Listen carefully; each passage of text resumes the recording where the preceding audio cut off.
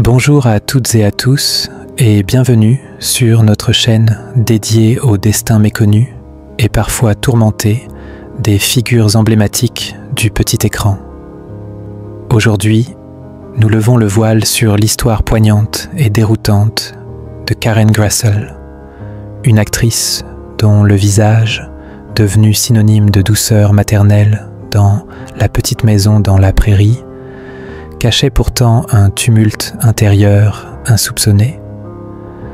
Préparez-vous à découvrir le revers d'un rôle mythique, les blessures d'une femme de l'ombre et les luttes silencieuses d'une actrice marquée par la vie. Derrière le tablier de Caroline Ingalls, cette mère modèle qui berça des générations de téléspectateurs, se cachait une femme brisée, en quête de réparation. À 83 ans, Karen Grassle accepte aujourd'hui de briser le silence et de dévoiler les coulisses d'un parcours jalonné d'épreuves, de blessures familiales et d'un combat intime contre l'alcoolisme.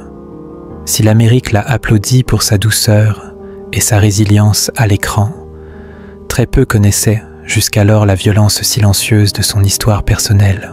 Tout commence dans le nord de la Californie, dans une maison partagée entre les cris d'un père instable et les silences crispés d'une mère débordée.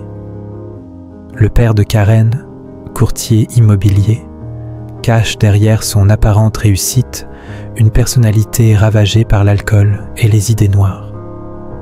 Il plane sur l'enfance de Karen comme une menace constante, un désespoir enivré qui laisse des traces profondes.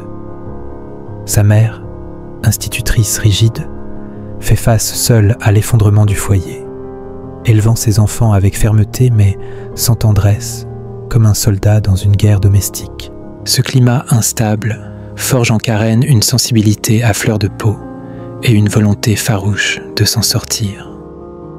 Très tôt, elle trouve un exutoire dans la danse et le théâtre, des espaces où elle peut respirer, rêver, exister autrement. C'est là qu'elle apprivoise la scène, loin des cris du salon familial.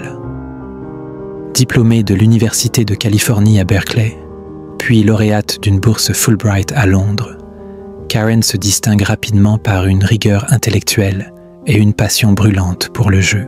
Mais malgré ce bagage impressionnant, sa carrière débute dans la précarité. Petits rôles, théâtre itinérant, apparitions fugaces à la télévision. La reconnaissance tarde à venir.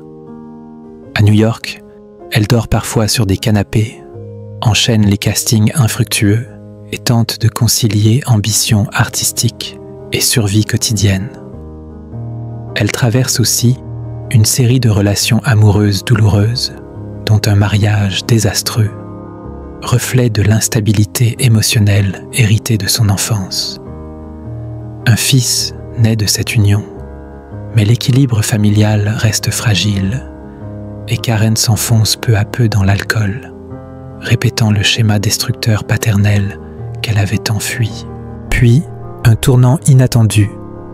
En 1973, elle auditionne pour un rôle qui changera sa vie, celui de Caroline Ingalls dans La petite maison dans la prairie, série adaptée des livres de Laura Ingalls Wilder. Michael Landon, à la fois acteur principal et réalisateur, est séduit par son jeu sincère et sa prestance naturelle. Quelques minutes après l'audition, il ordonne « Amenez-la au maquillage ».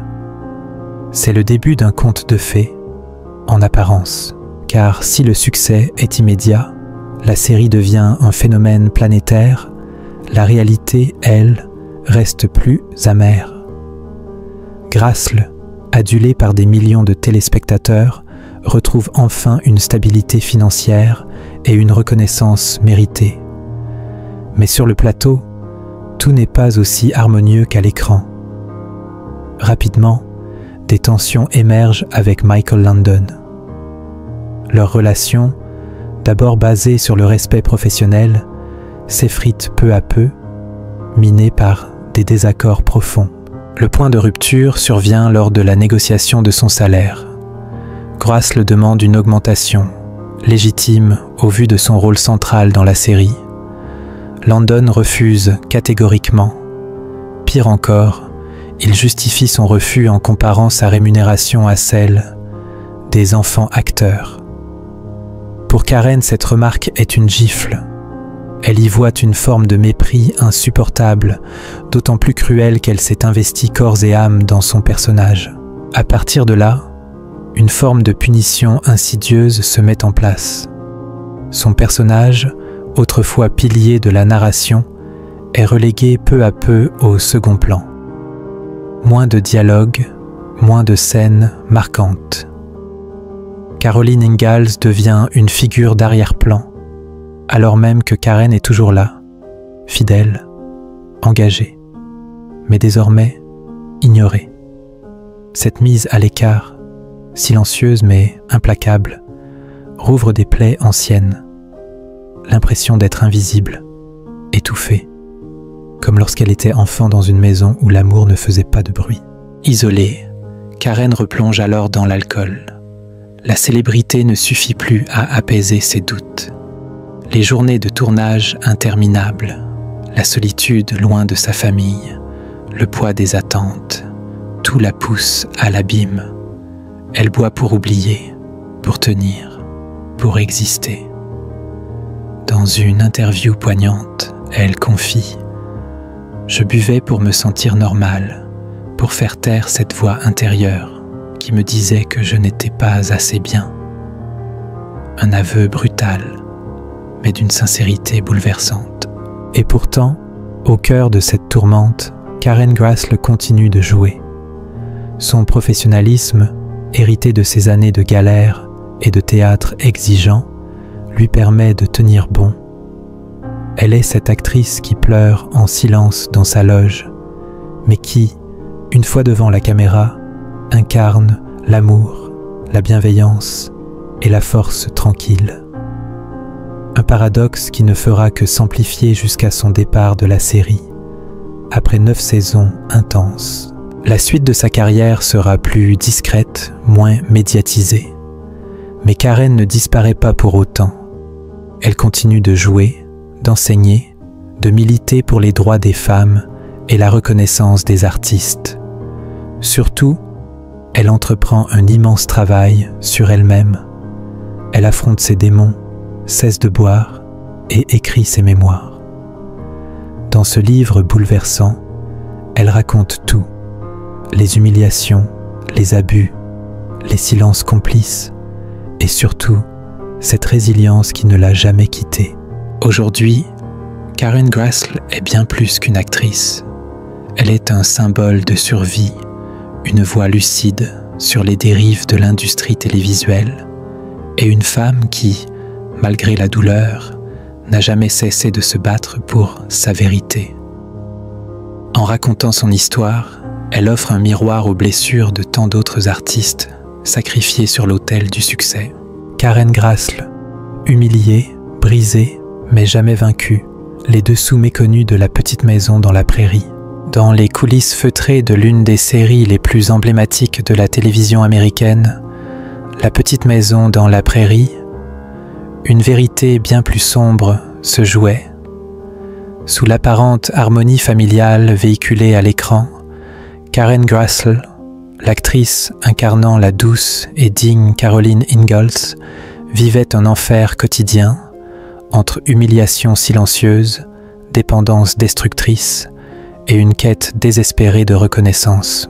Tout commença par des signes subtils, presque imperceptibles pour ceux qui n'étaient pas attentifs. Un commentaire déplacé par-ci, une attitude froide par-là. Mais pour Karen, ces gestes accumulés prenaient la forme d'un rejet progressif. Un message clair indiquait que mes contributions étaient dévalorisées, confiera-t-elle plus tard. Derrière les sourires de façade, l'atmosphère sur le plateau devenait de plus en plus pesante. Et au centre de cette spirale toxique, Michael Landon, le créateur et star de la série, autrefois mentor admiré, devenu source de douleur. Karen se souvient avec acuité de la transformation glaçante de Landon. Aux séances de visionnage de fin de journée, son comportement changeait radicalement. Ce qui devait être un moment de collaboration artistique se muait en tribunal informel. Au lieu de critiques constructives, elle était la cible de moqueries.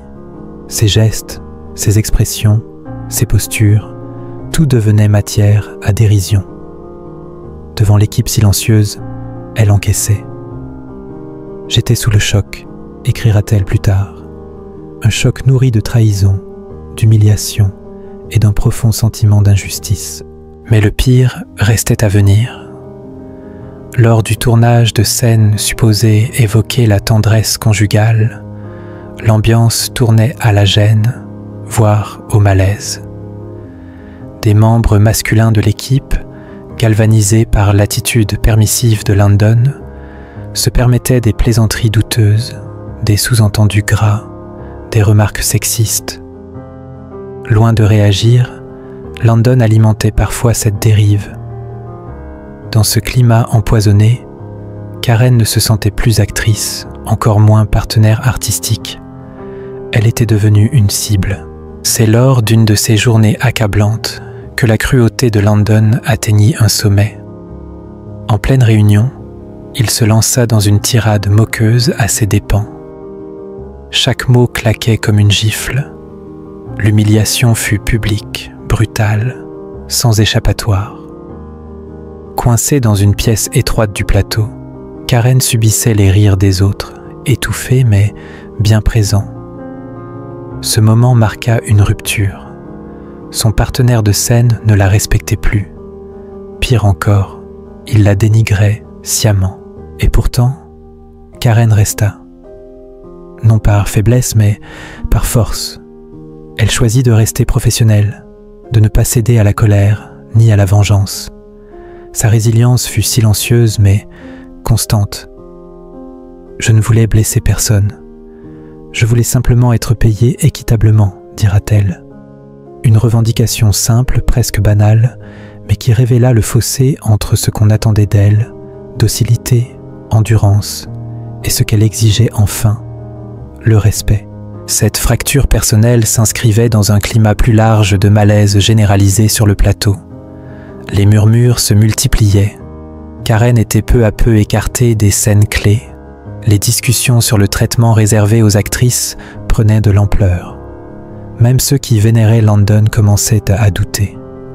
Son refus obstiné d'augmenter le salaire de Karen pour la nouvelle saison fut un signal fort et glaçant.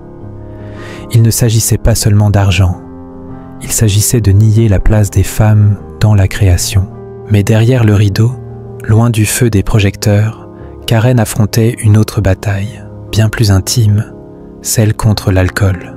À l'époque où elle incarnait la mère exemplaire de la série, Karen Grassle sombrait doucement dans une addiction insidieuse.